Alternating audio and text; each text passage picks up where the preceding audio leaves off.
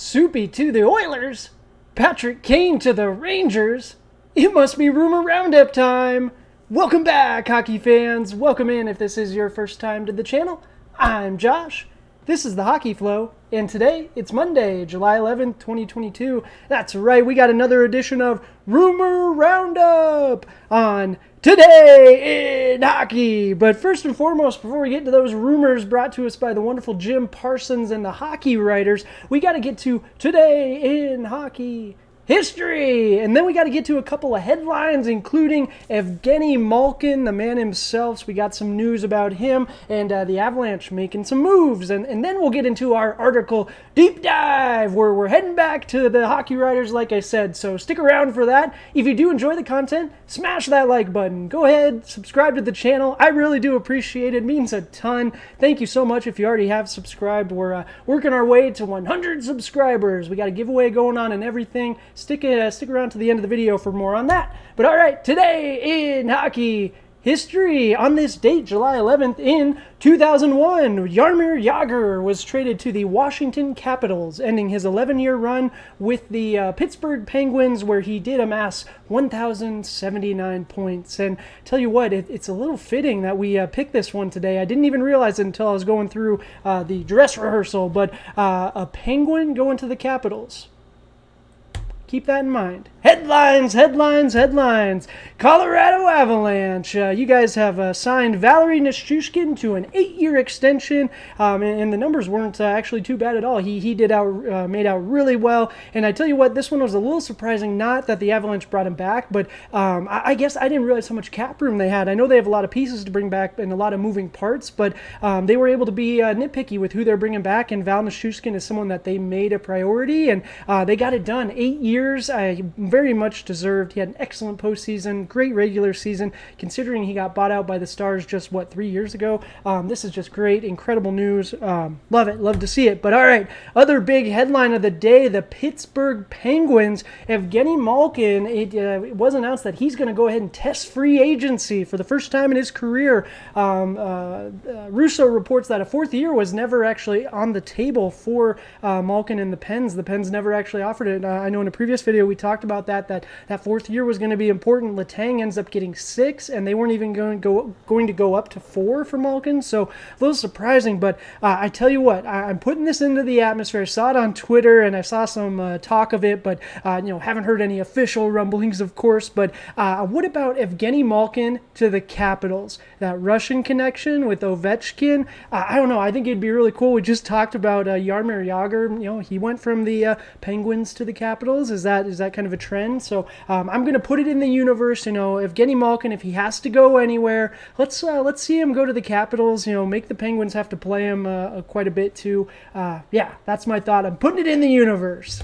All right, article of the day. It's time for the Rumor Roundup. We've done this a few times. The excellent Jim Parsons over at the Hockey Writers, man, he does such a wonderful job of compiling all the rumors that he's seeing and hearing. So we're gonna dive deep into those. We got NHL rumors: Canucks, Oilers, Maple Leafs, Islanders, and Blackhawks today. And we see Patty Kane sitting there. He is absolutely a topic for discussion. We'll get to that though. So first and foremost, Rumor Roundup time. We got interest in Miller grows, but which Miller? Is it Miller time? Canucks forward JT Miller. That's right. Canucks fans, I'm sure you were very pleased with the season he had, but he is going to be a free agent, I believe, after next season. So they are looking at potentially trying to get some assets back for him, especially with the stage that the Canucks are in right now. They're still working their way on up. But the team is taking a wait and see approach with him, and essentially what that means, they're going to wait till the dust settles. They're going to wait till after the teams sign the big names,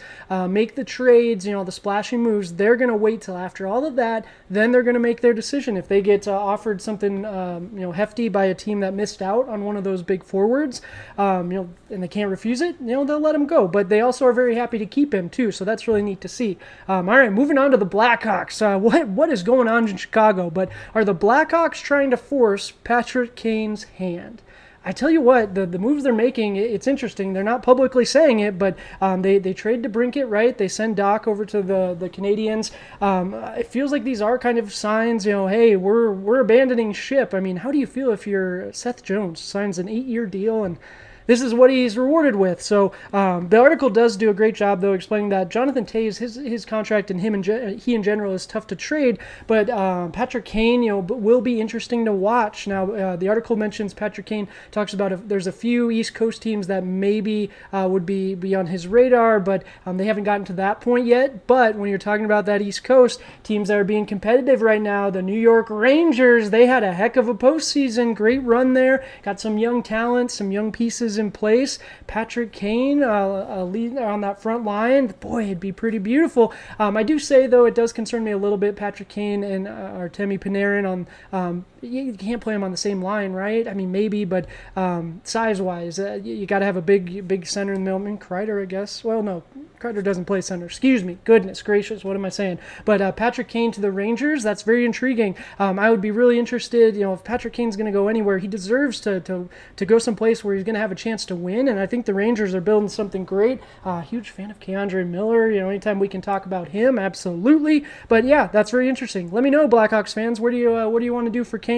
Do you want to see him go someplace that he wants to go? Do you just want to get the best deal possible? Really curious to see what you guys think. All right, New York Islanders. We haven't talked about you guys in a little bit. Was really hoping Philip Forsberg was going to be your guy, but the New York Islanders are not shopping Josh Bailey. That was the news today. So just a small bit of news. The team right now is not interested in shopping him, but of course that could change just like anything else. And last but not least, this one we actually started Mr. Parsons actually starts the article off with, along with the Nichushkin news, actually nailed that one. That one ended up going through, but this one's really interesting. So Jack Campbell, it's according to this article, it's between the Leafs and Oilers. Well, the Maple Leafs just made a trade, breaking news, for Senators goalie Matt Murray, right? So does that take the Leafs out of the discussion? It sounds like their contract talks with Soupy today didn't go too well, or their discussions haven't really gone too well. It feels like Soupy is destined for Edmonton, and I would love it. I've been saying since the day one of this that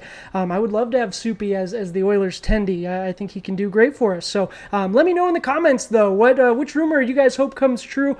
Ranger fans, do you hope to see Patty Kane, or do you guys want to see the Rangers do something else? Very curious to see what you guys have to say. But again, that's going to do it for the video today. Another wonderful day in hockey. I appreciate you guys. We are doing a giveaway at the channel, just to say thank you so much. We're working on our first 100 subscribers, so making our way. Again, thank you so much. I do appreciate it. Once we hit that 100 subscriber point, we're going to give away a $100 gift card to the NHL shop. Be able to get you guys something from your favorite team, just as a token of my appreciation. But until tomorrow, cheers.